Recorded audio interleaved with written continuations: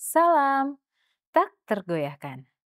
Mari kita bangun keberanian melalui pengharapan kebangkitan.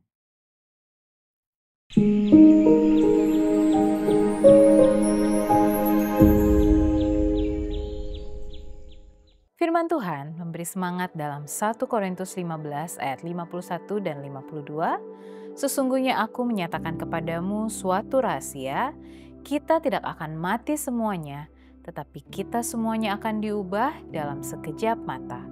Pada waktu bunyi nafiri yang terakhir.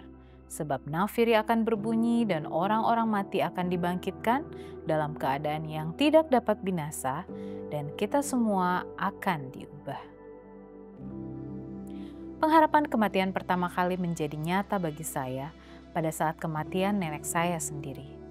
Nenek seorang perokok berat dan menderita kanker paru-paru. Ibu saya mengalami penderitaan yang sangat berat ketika ia menyaksikan nenek mengalami turun berat dari 130 pon menjadi 85 pon. Ada beban tambahan selain melihat penderitaan fisiknya. Ibu tidak bisa menyingkirkan pemikiran bahwa kemungkinan ibunya akan mengalami penderitaan lebih lanjut tak berapa lama lagi di api penyucian doa atau purgatori. Sepertinya terlalu berat untuk ditanggung. Sebelum pemakaman nenek, ayah saya mendekati ibu dengan sangat hati-hati dan bertanya, "Bolehkah saya menyampaikan apa yang Alkitab katakan tentang keadaan orang mati?" Ayah adalah anggota Masjid Advent hari ke-7 dan telah mempelajari hal itu cukup banyak.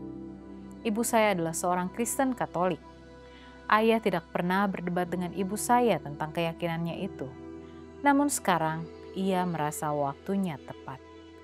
Ibu sangat memerlukan dan menginginkan pengharapan. Ia bingung sekali dengan pertanyaan apa yang menantikan ibunya di alam baka.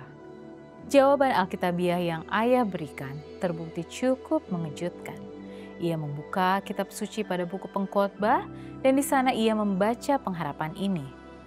Karena orang-orang yang hidup tahu bahwa mereka akan mati, tetapi orang yang mati tidak tahu apa-apa. Dalam Pengkhotbah 9 ayat 5. Dan kemudian ia membaca ayat 10.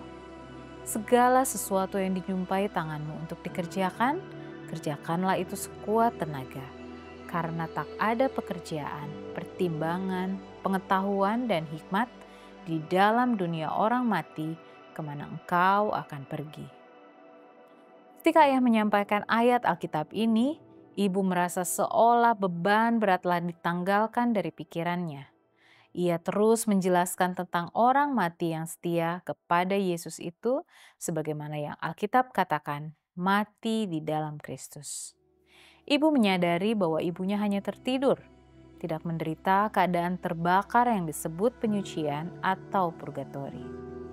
Ia akan selamat, tidak sadar, tidak menderita, hanya beristirahat. Kata-kata hiburan ayah kepada ibu di masa kesedihannya sangat mengesankan saya. Saat ia mengutip ajaran firman Allah yang jelas, saya menemukan sesuatu dasar yang kukuh untuk membangun iman. Rasa takut terhadap kematian yang mengerikan tidak lagi mencengkeram saya. Sebagai seorang Kristen setia, saya merasa pengharapan kebangkitan menyala-nyala di dalam jiwa.